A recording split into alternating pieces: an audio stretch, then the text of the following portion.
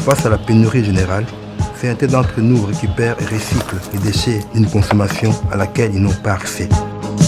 D'autres utilisent leur corps comme une évidence non intellectuelle.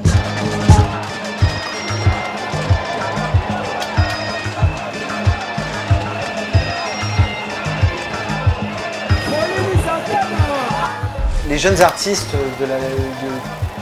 performeurs, plasticiens du Congo sont des gens qui mettent évidemment, qui prennent d'énormes risques en faisant ce qu'ils font. Ils décident de le faire, de passer des messages à la population, finalement pas en écrivant, pas en faisant de la musique, pas en faisant des formes d'art, on pourrait dire académiques, mais justement en utilisant leur corps comme un médium direct.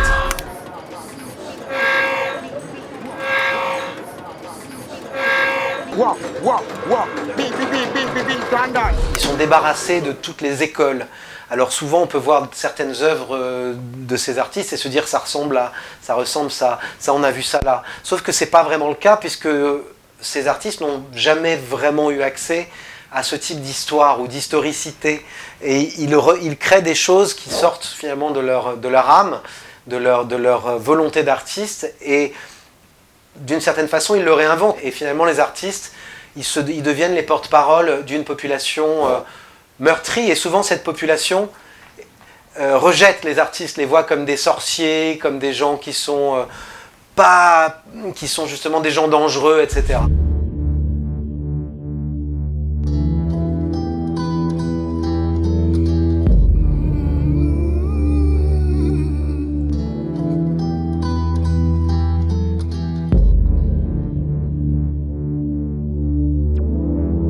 C'est la plus grande ville francophone au monde, c'est environ 13 millions d'habitants.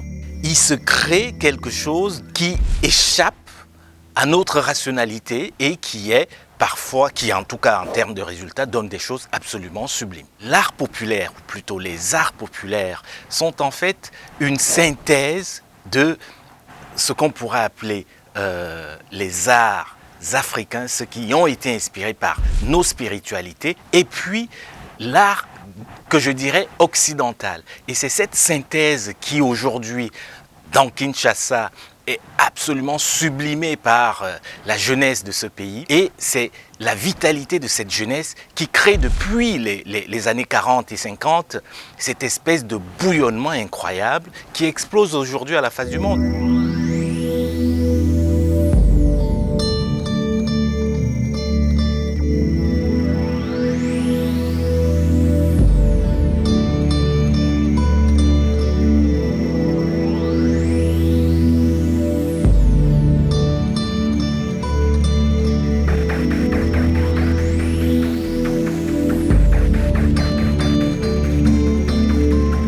Oui, ils ont cette envie profonde finalement de rentrer quand même dans un système monétaire et monétarisé et d'avoir une cote sur le monde de l'art, dans le monde de l'art contemporain, je mets des guillemets, parce que ça ne veut pas dire grand-chose finalement au regard de la création à Kinshasa.